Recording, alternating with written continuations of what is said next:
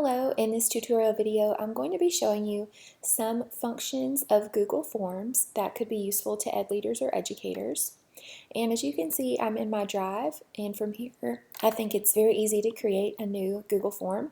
So over here on the left hand side I'm going to click New, hover over More, and then when you hover over Google Forms you can create a form that is blank or from a template. I'm going to start with a blank form. I can change the theme of this form to personalize it further. If I click here, I can choose an image. They have some preloaded images here, or I could upload one myself. So I'll choose an image here, select, and then that puts the header up here. And then I could, it automatically goes to a better color scheme than what was previously loaded there, the color scheme that goes along with that image. So I'll keep that, and font style I can change to be a different font style, but I'm going to keep basic. Now over here I'm going to give my form a name.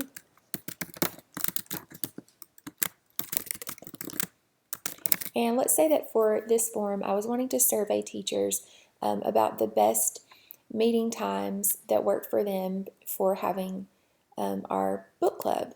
So I've typed in our title, and then when I click up here it automatically gives that title to my form. That way when I'm in my Google Drive I can find this form again, and I can also from here change which folder that I want this to go into.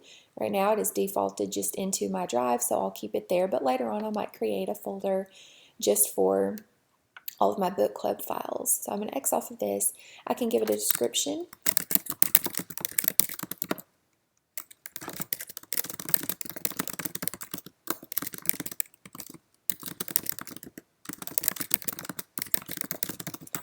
And now I can begin with my first question.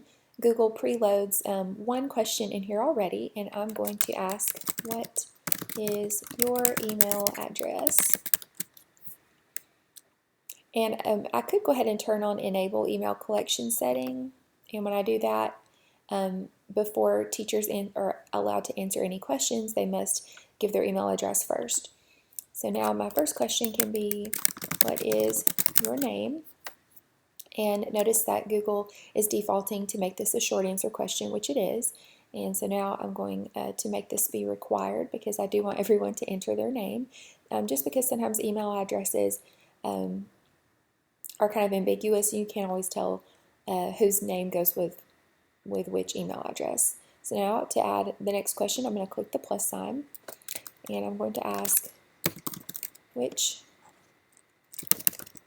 meeting times work best for you for our after school book club? And I could make this multiple choice.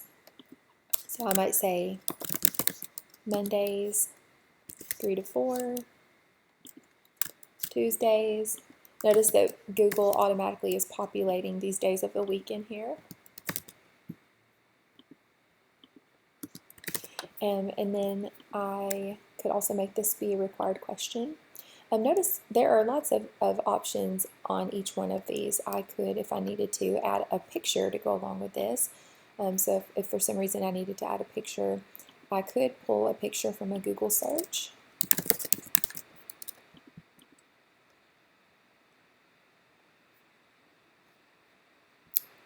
I'm not seeing one that I particularly like. We'll just go with this one, just so you can see what an image would look like here. And there's also the option for me to add a video if I needed for teachers to perhaps watch a video first. So I could, if I clicked on add video, I could pull a video from YouTube.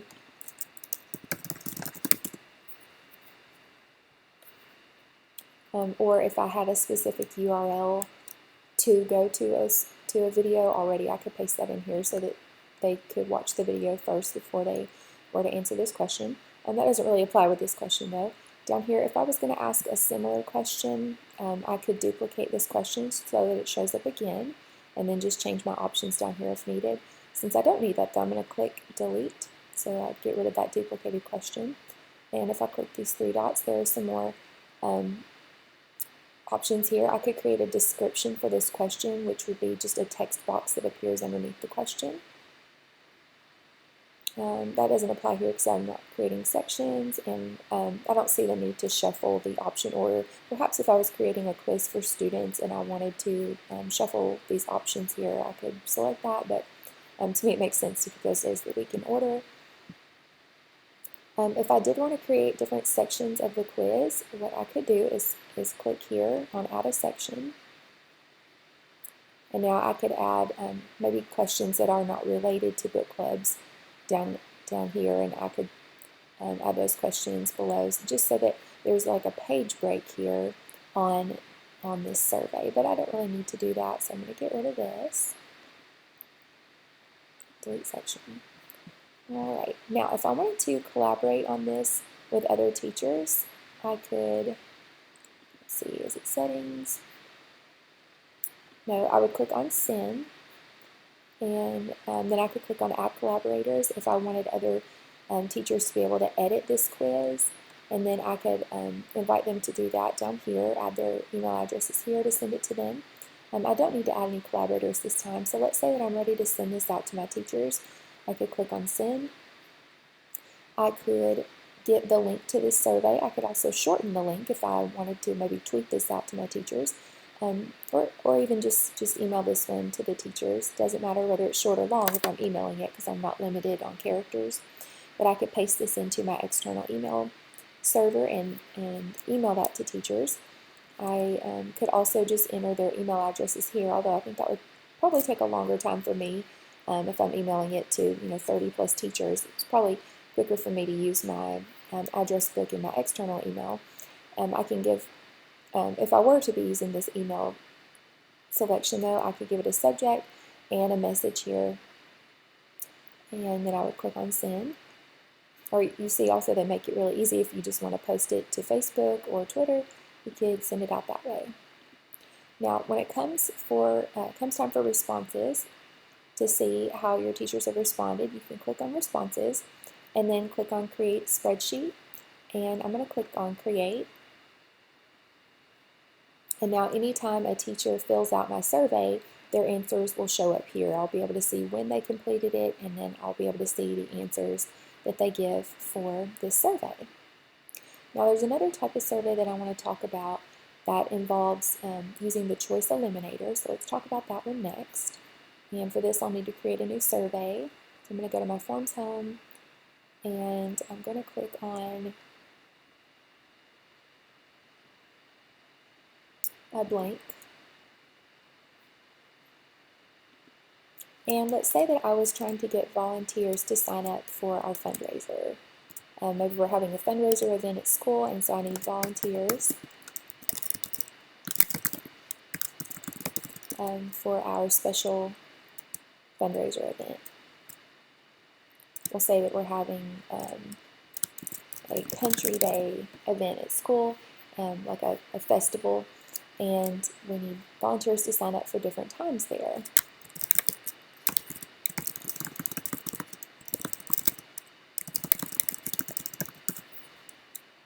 And so first I want to collect their names. Make that required.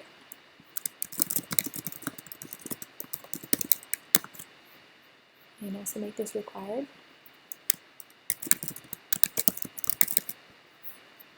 And I'll enable that email collection sorting. Notice that it went to the top, and that's fine. And now I'm going to, oh, notice when I clicked that plus sign, it didn't put this question where I wanted it. So if that's the case, I can just drag it down here. I'm glad it did that, so you can see to reorder questions, you just click at the top of that question where these dots are, and you can rearrange those.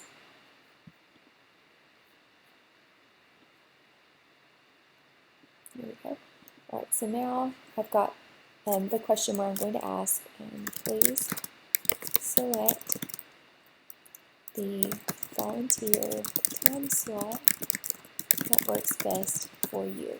And now I'm going to create this as a drop down, because I've heard that when we use the Choice Eliminator application with a form, it works best with the drop-down menu rather than the multiple choice menu. So I'm going to choose drop-down.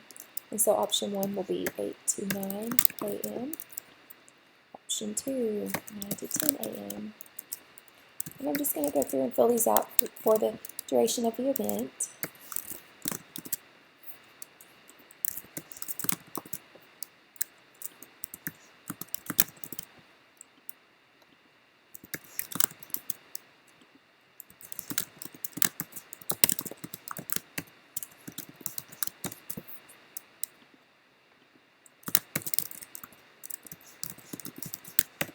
Okay, so now I have all of my options available, and I'm going to make this a required question, and now I need to add on that choice eliminator option. So we're going to come up here to these 3 dots and click More,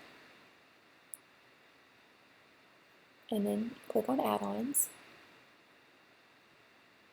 and I'm going to type in choice eliminator, but if you notice it's actually already up here, so this is the one I want, Choice Eliminator 2. If there's a Choice Eliminator Lite or another version, skip those and get the one that has the number 2 with it. We're going to click the blue Free button. It just asks you to verify that you are okay with allowing all of these things, and we are. And it takes a moment for it to load.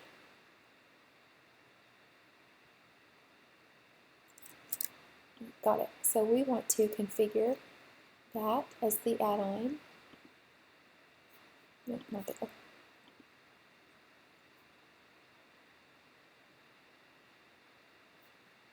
Here we go. The puzzle piece, that's what I was looking for. And now we're going to click on Choice Eliminator 2 and configure. And it takes a moment to load.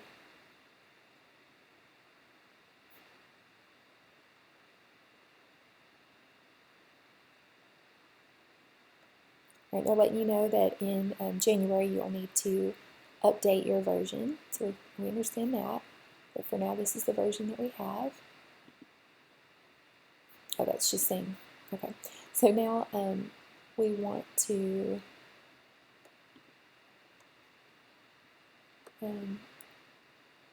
use our data sheet. Now we're going to click on Eliminate Choices, and it's creating those options. Just takes a moment.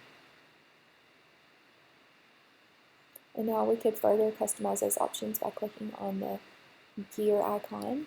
And if we wanted more than one person to be able to volunteer for these time slots, we could change those. So let's say that we need 3 people to help with the 8 to 9 a.m. setup, but then from then on, maybe we only need 2 people to work these times. And then let's say that usually in the afternoon, we only need 1 volunteer because those aren't as busy of times. And then let's say that we need, again, 3 people to help with that cleanup. So now I've customized these options. Now I'm going to X off here. Now notice that all changes are saved in Drive, so there is no Save button. All these options are saved as we go through. And now let's say that I wanted to preview how this is going to look when it is emailed out. So I can see that anyone that gets this link will have to enter their email address, their phone number, their name, and then choose the time that works best for them. And remember, when we set up the options for this, we know that 3 people will be able to select this option, but once 3 people have selected it, this option would actually go away and it would no longer be there. And then this, these next few we gave 2 options for. I think we gave 1 option for here and here, so as soon as one person picks this time slot or this time slot, they will go away, and then 3 people could pick this one. So the choice eliminator option is very, very useful when you are getting volunteers to sign up for events. And just like with the other form that we were working on, to send this out, we would click on Send, and we have all the same options. We could use our external email to send this link out, or we could enter people's email addresses here, click Cancel there. I just realized that I forgot to give this form a name.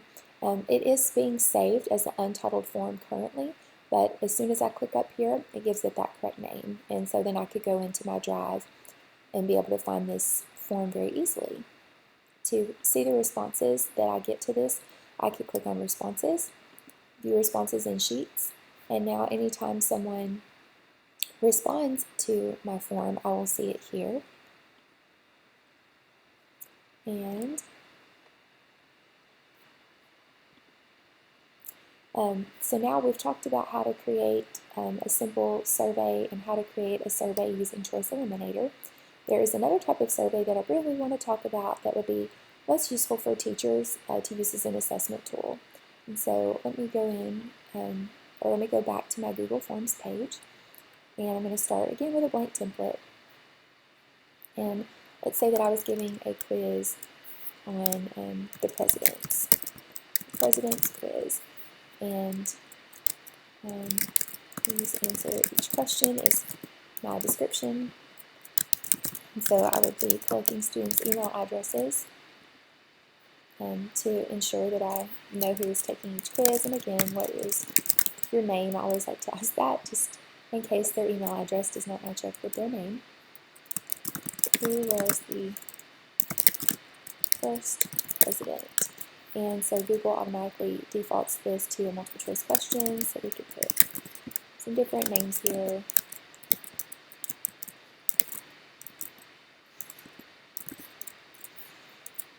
And we can make this a required question. And then to turn this actually into a quiz that is graded, we're going to click up here on the settings icon and click on quizzes and then make this a quiz. And that way Google will auto grade the quiz for us.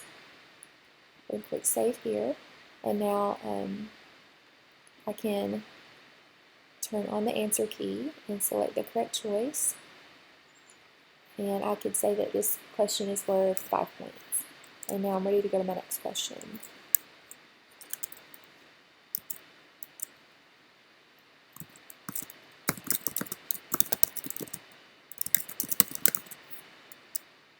And I could leave that as short answer text where they have to type it in, or I could again give them multiple choice. I'll just have them type it in. And I'm going to click on that suggested correct answer. Google is so smart about this, so I didn't even have to type that in myself. And I'm going to make this a required question. And just like I did before, I'll give this the name by clicking in that name blank. But if I wanted to change it, I certainly could to further customize that. And just like before, to collect responses, I could create that spreadsheet. To send this out, I'm going to click send. I could type in my students' email addresses. I could email them this link, or I could embed this maybe in my Google Classroom to get it out to students. Again, I can customize the theme here. I could choose an image maybe that relates to something presidential. And so there's just lots of further customizing options available here.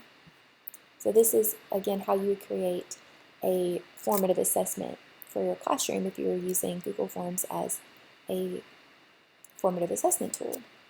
All right, hope that this tutorial was useful to you. You now know how to create surveys, you know how to use Choice Eliminator, and you know how to turn a Google form into a gradable quiz.